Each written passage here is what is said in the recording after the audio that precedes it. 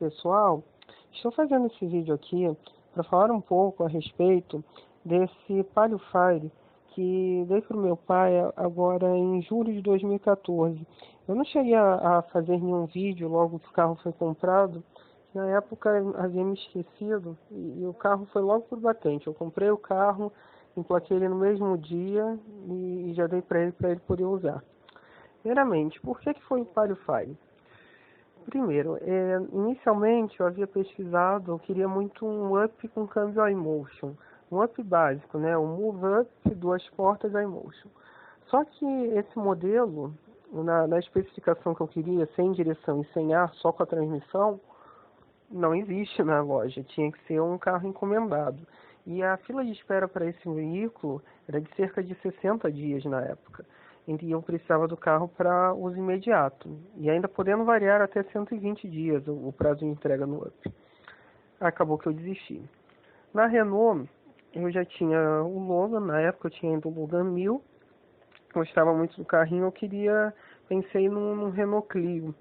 Mas as taxas que estavam sendo praticadas na época, e como também não encontrei um vendedor que prestasse, né, para vender o carro, que isso tem sido um problema, acabou que não rolou, que eu cheguei a analisar um Clio Expression com ar e direção, que era um que estava na promoção na época, mas não deu, não rolou.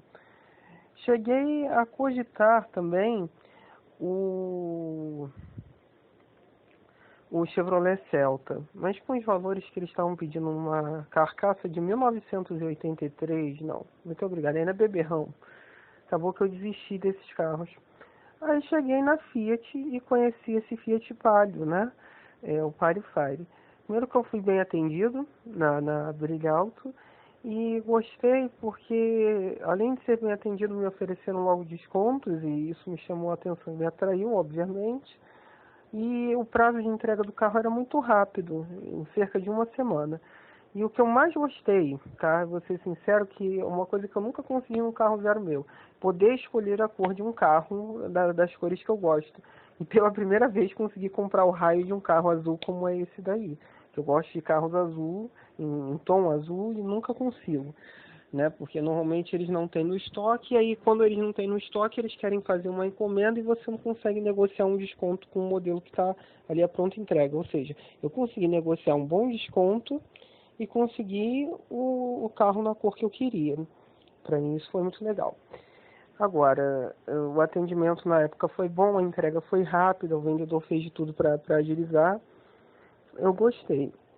Aí muito bem, o primeiro dia, foi o dia que eu tive maior contato com o carro, eu pude experimentar ele em várias reações, como na chuva, porque no dia choveu, no dia que eu retirei o carro, eu ainda fui fazer uma sessão de fotografias com ele lá na vista chinesa, ou seja, eu levei o carro com chuva para a vista chinesa, então eu pude experimentar um pouco da suspensão dele e do handling dele.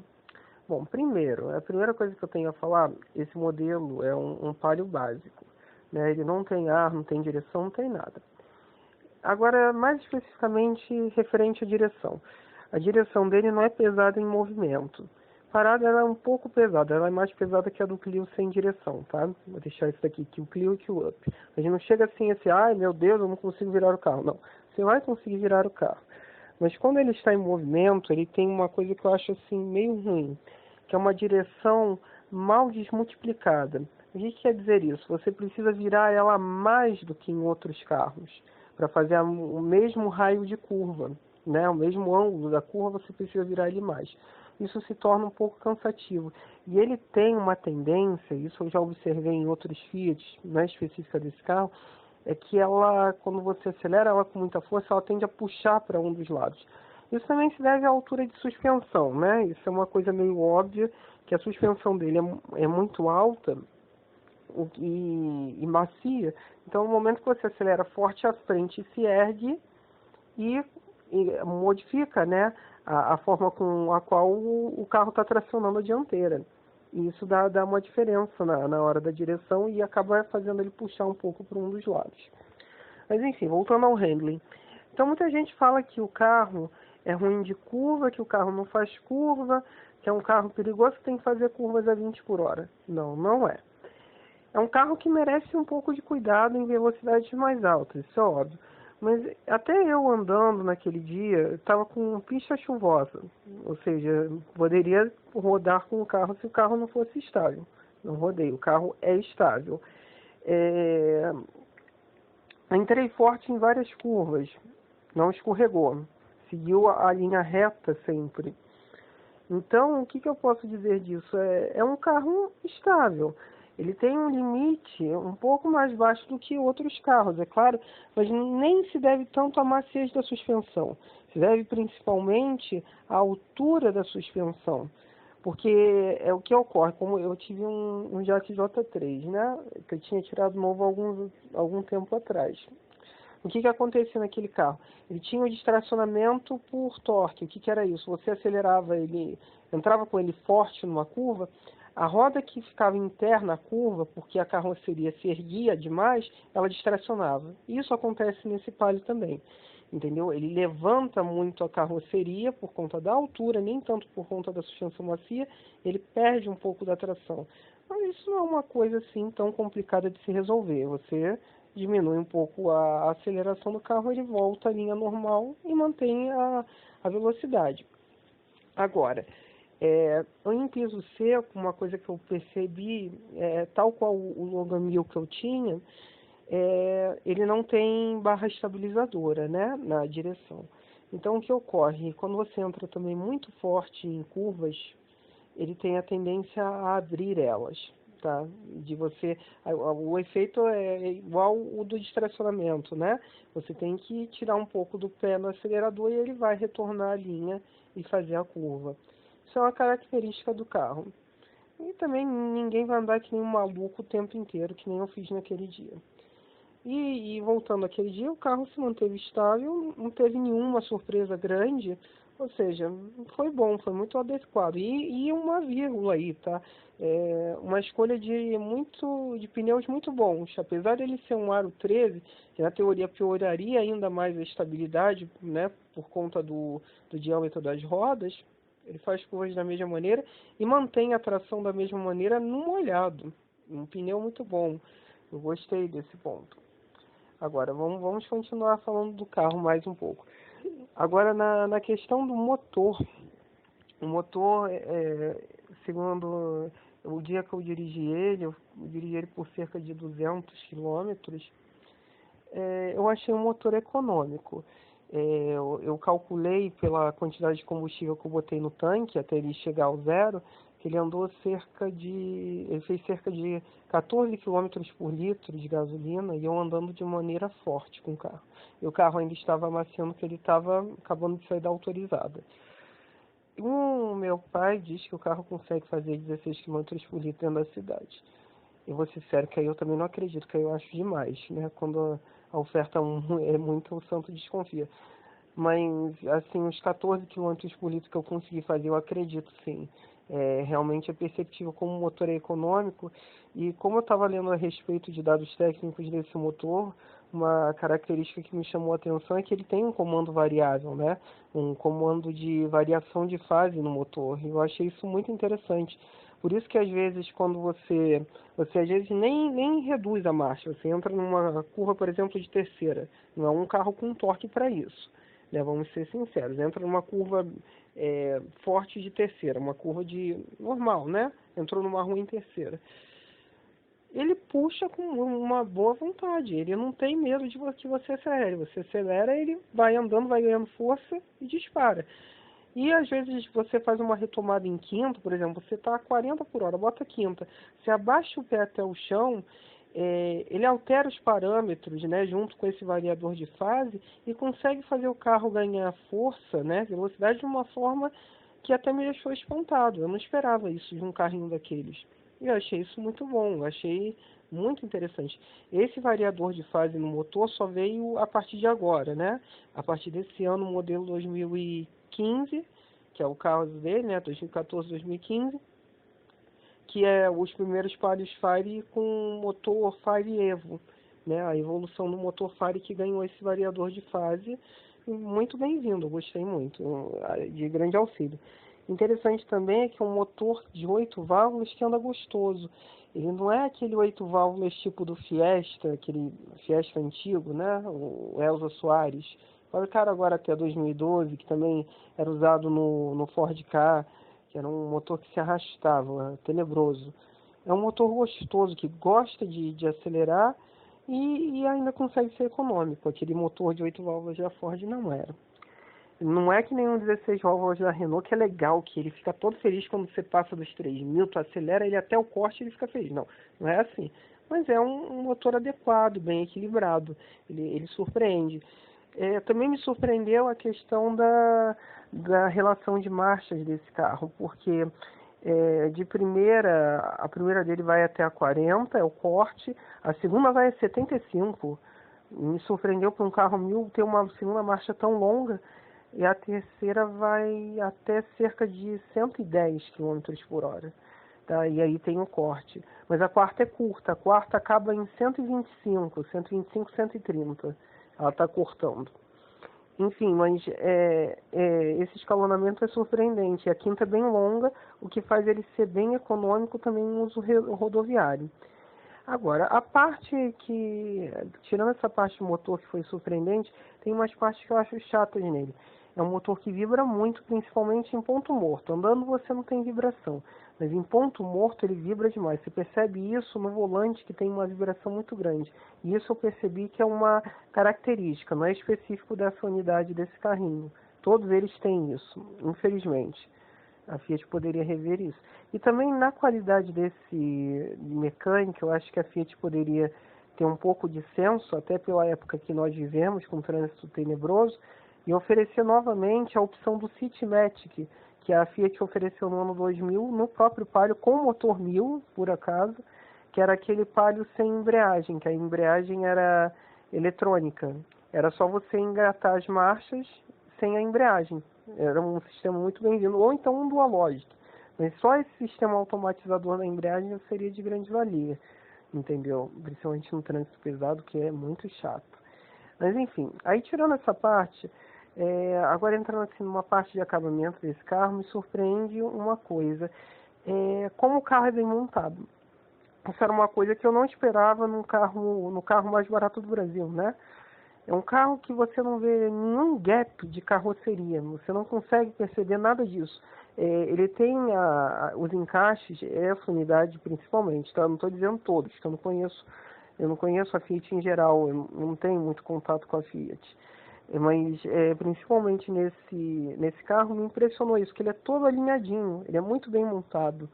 Não é que nem, por exemplo, um Ford Focus que você tem uma fissura bem... que não cabe nem uma agulha de um lado da mala e do outro você enfia 2 dedos e ainda está sobrando. Entendeu? É surpreendente. O interior também é bem montado. Acho que, assim, coisas que eu achei que foram... que acho até absurdas, tá? Vou ser sincero, que não são obrigadas por lei. É a falta do encosto de cabeça traseiro e do cinto de 3 pontas retrátil traseiro. Isso é fundamental, isso tinha que ser vindo de lei também. Tudo bem que o ABS e o airbag já vem, mas também esse encosto de cabeça eu acho primordial para evitar o efeito wide splash, né? O efeito chicote de você dar uma freada com o carro, a pessoa voar com a cabeça e voltar, evitando que quebre o pescoço, né? Tem uma torção feia no pescoço. Enfim, isso é uma falha boba. Eles não gastariam muito dinheiro para ter isso no carro mesmo no carro básico. Uma característica que eu acho que a Fiat também poderia ter botado, até porque eu acho que nenhuma marca bota mais isso, mas isso é uma coisa que eu acho que eu sinto falta, principalmente o modelo sem ar-condicionado, é o vidro traseiro basculante. Isso é uma coisa que faz falta em carros sem ar-condicionado, que é o caso desse, né? Agora, uma coisa que me surpreendeu nesse caso desse carro é que ele não tem ar-condicionado, mas ele tem a ventilação. E essa ventilação forçada, quando você fecha o duto de ar externo e liga ela como desembaçador, consegue desembaçar de verdade. Eu estava falando do caso das vistas chinesas, onde eu pude testar os limites do carro com chuva, né? Então, os vidros começaram a embaçar porque não tinha ar-condicionado, estava com o vidro aberto, porque eu estava já com medo deles embaçarem. Fechei o vidro, na hora que eu liguei aquilo no máximo, Os vidros limparam rapidamente, me surpreendeu, porque eu já tive carros que eu tentei desembaçar eles com a ventilação e nunca consegui. E no caso desse carro conseguiu, isso é um ponto positivo para a Fiat. Um outro ponto que eu acho legal, apesar de que eu acharia mais útil um contagiros faz falta, tá? Eu acho isso útil. Mas o econômetro funciona muito bem, de uma maneira bem precisa. Ao contrário daqueles dos Monzas, né, e dos Santanas que tinham lá na década de 80, 90, ele funciona bem e ficou bem legal aquilo no painel. Também seria legal eles botarem até por não ter o contagiros, botar aquele shift light para economia, né? Que a Renault tinha, que eu tinha, o meu Logan tinha aquilo, né? Quando eu tinha o Logan manual. Mas enfim, o painel também achei bem montado. Esse painel já é do Palio de 2003, né? Para seguir, porque antigamente o Palio usava aquele painel lá de 96, velho pra caramba, esse Palio Fire. E uma coisa que eu acho, apesar dele ser um carro já há 11 anos no mercado, estamos em 2014, essa geração do Palio Fire foi lançada em 2003, como modelo 2004. Ele se mantém muito bonito. Eu acredito que esse Palio seja ainda mais bonito que os Palios atuais. Ele tem uma beleza estética muito equilibrada. E além de tudo, apesar de ele não ser muito moderno, essa geração do Palio, porque teve o Palio 1 de 96, Palio 2 de 2001, aí veio o Palio 3. Essa versão 2003 é que tem o maior ganho nessa geração do Palio. Por quê? Ela teve muitos reforços estruturais que melhoraram principalmente a dinâmica de chassis e de como é que eu posso dizer isso? De rigidez torcional. Isso é perceptível. Então eu gostei muito nessa questão, e como esse carro é duas portas, a rigidez torcional é maior, você percebe isso. Isso é outro ponto positivo para a Fiat. Agora, tinha que ter uma plataforma mais atualizada. E o pior é que muita gente não sabe, mas a grande maioria dos carros da Fiat no Brasil, usa a plataforma desse Palio de 96 ou 2003, principalmente de 2003. Por quê? Tanto o Punto, muita gente acha, o Punto é o mesmo do europeu. Não, a plataforma foi adaptada para o Brasil e foi adaptada e adequada ao Palio brasileiro. Então o Linea também usa partes da plataforma desse carro. O Idea de 2005 até hoje usa a mesma plataforma, que lá no exterior era a plataforma do Punto e do Corsa 2 brasileiro, tá? Quem não sabe é isso. Aí o Punto foi adaptado a essa plataforma do Palio brasileiro, a Idea foi adaptada, o Linea foi adaptado, o Uno atual é adaptado a essa plataforma, o novo Palio, o Gran Siena, ou seja, muita gente mete o pau na Chevrolet com o Corsa, né? E aquela plataforma jurássica. A Fiat faz a mesma coisa e ninguém fala nada. E aqui aquelas coisas cômicas, né? Você pega esse Palio, ele custa 23 mil, 24 mil reais. Uma estrada totalmente completa está em quase 75 mil reais. E é praticamente o mesmo carro, é a mesma plataforma. Então, você vê quanto a Fiat não está ganhando em cima disso. Mas enfim, isso não interessa. Partes interessantes desse carro também também ser o único do segmento de entrada a ter faróis com dupla parábola. Isso é uma coisa que eu acho muito vantajosa à noite, que você tem o facho alto e o facho baixo separados, então aumenta o seu ângulo de visibilidade à noite. Isso é uma coisa válida. Os limpadores limpam bem, tá? E é isso, o acabamento é bom, o plástico aparenta ser de boa qualidade, as montagens internas são muito bem feitas, não há desalinhamento em parte alguma, isso é surpreendente novamente. Enfim, é um carrinho que me surpreendeu positivamente. Se a Fiat tivesse posto uma versão Citymatic, né, o Auto On Dualogic, aí eu acho que esse carrinho ficaria por bem mais tempo aqui em casa. Ele vai continuar porque não é meu, né, é do meu pai. Mas se fosse por mim, já estaria tentando trocar por alguma coisa automatizada. Mas para ele não incomoda, isso que importa.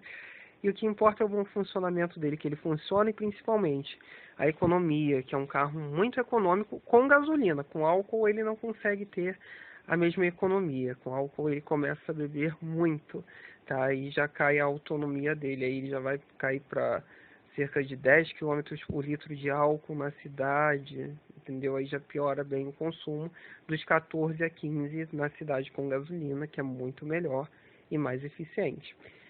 Enfim, se vocês tiverem alguma dúvida, vocês postem aí embaixo. Me perdoem se eu esqueci alguma coisa, se eu não falei algo, tá?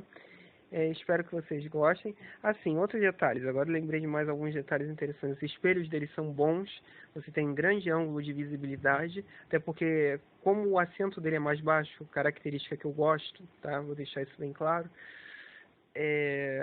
Os espelhos ficam um pouquinho mais altos e você tem uma visão traseira muito boa. E também a coluna de direção tem o ajuste preciso, ela não arrasta nas pernas, tem a posição mais confortável para quem gosta de guiar o carro. E o punta-taco também é feito de maneira fácil nesse carro. Só atrapalha um pouco aquele console que ele é um pouquinho pronunciado demais. Enfim, então é isso. E eu estava aqui me lembrando, esse Palio quando lançado em 2003, já era um carro quase que era um compacto premium, né? Era um carro que chegava a quase 60 mil reais naquela época. Quando 60 mil reais era ainda muito mais dinheiro do que é hoje. 60 mil reais por um Palio, e até bancos elétricos o Palio teve, tá? Para quem não sabe. Aquele HLX 1.8, né? 1.8 da Chevrolet. Agora é isso. Então, vocês que tiverem mais alguma dúvida, vocês postem aí. Espero ter satisfeito vocês, a curiosidade frente a esse Palio. E qualquer coisa, vocês postem aí embaixo e deem aquele like básico, tá bom?